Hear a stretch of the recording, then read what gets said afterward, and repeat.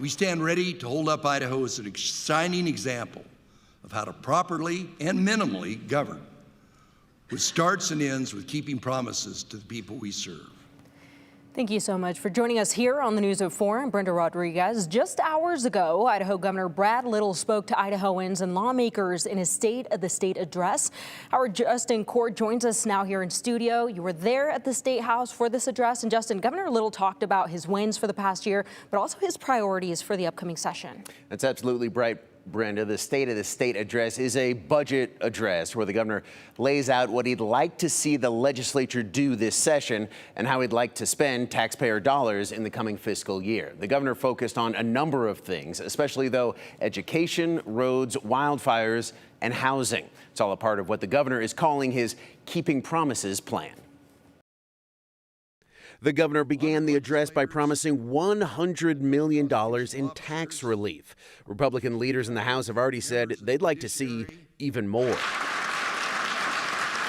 Next up, the biggest chunk of the state's budget, education. The governor says he wants over $150 million toward public school funding and $50 million to support school choice, which would come in the form of a tax break. My Keeping Promises plan builds on those investments by more support for schools.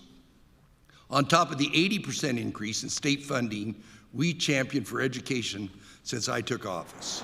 On everyone's favorite topic, traffic, the governor wants another $50 million in the Transportation Expansion and Congestion Mitigation Bonding Program, along with the 3% increase for state and local transportation projects. We will continue to improve our existing roads and bridges and get people and products across our state safely and efficiently.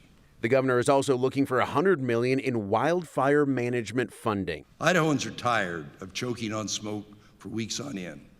I look forward to working with the Trump administration to boldly transform how wildfire in our western lands are managed. The governor also wants to help the housing crisis with $15 million for workforce housing. And our Keeping Promises plans will help build even more homes so more working families can achieve the American dream. Other things in the governor's proposed budget include $10 million for cybersecurity, $30 million for water infrastructure, and $37 million in additional funds for the State Public Defender's Office to shore up the significant staffing shortages there, which we've talked about over the past few weeks here at KTVB. And Brenda, now the debate begins with the start of the legislative session over what the actual state budget will look like. Back to you. All right. Well, thank you so much, Justin.